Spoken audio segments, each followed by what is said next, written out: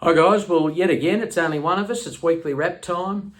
Chris is out there pounding the pavement, looking at, we're inspecting yearlings at the next yearling sale, which is the classic Inglis Classic sale, which is in about a week's time. So you've got me all by myself, I'm afraid. It's been a relatively quiet week this week, but there's a couple of notable mentions. Last Friday night, soon after Chris put out his weekly wrap, we had Diablo Bolt in the Gold Coast Mares Vase, and it was a big step up in grade for him, and geez, he did a wonderful job. He was we ummed and ahed about whether we went to the race because he drew the widest barrier, but he was forced to go back, but came home with a wet sail. So finished off second. And it was a bit of a what could have been, really, because had he drawn an inside barrier, I think he would have been right in the money. But anyway, it was a great run, shows he can handle it in that grade, and can't wait to see what he'll do next. So that was really exciting. And the other notable mention of the week, we had Marzu step out yesterday for his first and probably his only trial of the preparation. Joe's got him in red hot form. He looks sharp, he looks fit, and he did a nice easy third yesterday, and finished off. Didn't do much on him at all, and really can't wait to get him to the races. He's looking like he will head to Flemington in 2 weeks' time for the Black Caviar Lightning down the famous Flemington Straight, and really exciting to get him going and see what he can do in the autumn. So that's it for the runners just gone. Before I move on to this week coming, I just thought I'd mention, obviously, a lot of you will have seen that we've introduced a new website, and we've done a bit of a brand refresh. I'm actually wearing the new polos that we've got. So I just wanted to call out, and I'll put it in the body of the email, but we do have Fan Fave, who's changed all our merchandise over, and there's lots of great stuff there.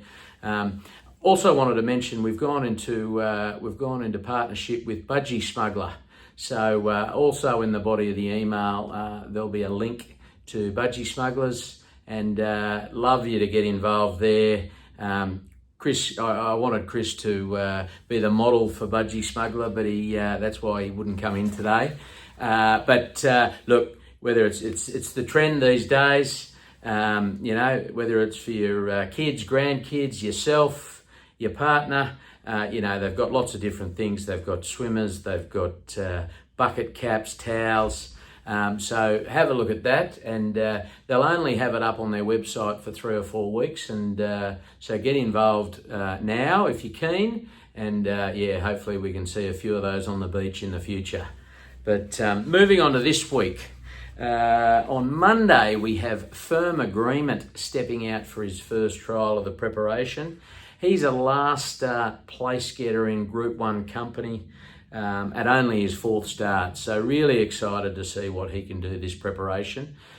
He's come up really well. Annabelle and Rob are really happy with him, and he's got a potential Rose Hill Guineas target down the track in the autumn. So he gets started on Monday. It'll be just a quiet trial, but really excited to have him going again. Then on Wednesday, we've got a couple running around, or a couple nominated. Firstly, we've got Capital Asset. He'll be third up, rock hard fit, on his home track. He's in the benchmark 72 over 1400, so stepping up in distance, and look, really hoping he can get the job done. Really excited to see what he can do in the coming weeks. But he's going really well down at Bong Bong, and the team are really happy with him. So good luck to all the owners there. Then we've actually given Sweet Proposal a bit of change of environment. She's headed up to the sunny state of Queensland, to the Eagle Farm stable for Annabelle and Rob. It's done wonders for a couple of other horses, notably Diablo Bolt, who I've mentioned before. So she's nominated on Wednesday at Ipswich, and over 1680, I think it is, and Hopefully that change in environment. She's sort of been there and thereabouts, but just can't get the job done. Last preparation, she improved, and her 5th and 6th runs were her best. She got back-to-back wins. So hoping that can be the case this time as well. But we'll see how we go there.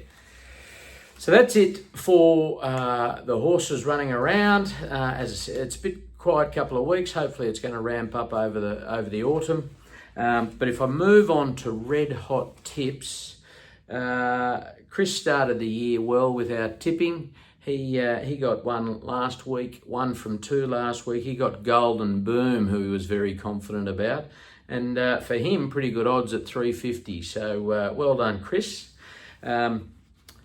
I've tipped you into one later in the tipping anyway. So I've got 2. Chris has got 1. I'm at Rosehill for my 2 tomorrow. Race 4, the Widden Stakes. I'm on number 1, the Playwright. So she just seems the most educated of all of those horses. She went quite well in the Magic Millions on the Gold Coast, the 2-year-old race. So and it's a ladies only syndicate, so I really like that. So number 1, the Playwright in the Widden Stakes, paying 360. Then I move to the race 8, the Southern Cross Stakes. I'm on number 9, Accredited. He's going for 4 in a row in the Joe Pride stable, which he's flying at the moment. He hasn't got a lot of horses and just seems to be getting wins everywhere. So paying 350 there. I am actually a little wary in that race of Disneck, who's also going for 4 in a row, I think, from the Bjorn Baker stable, who is also flying. But I'm on Accredited, but just have a look at that. Then in race 10, I like this horse, but it's not one that I would tip, so I've given it, this is Chris's tip for the week. Number 8, Yorkshire, last start winner at Wyong. We just happened to be sitting with the owners of the horse on the Gold Coast for that abandoned meet for the Gold Coast Magic Millions. But number 8, Yorkshire, the reason I've passed it on to as Chris's tip, it's paying $1.80. So anyway, have a look at them. Good luck. Good luck to the runners, the owners coming up for this week's runners, and have a great weekend.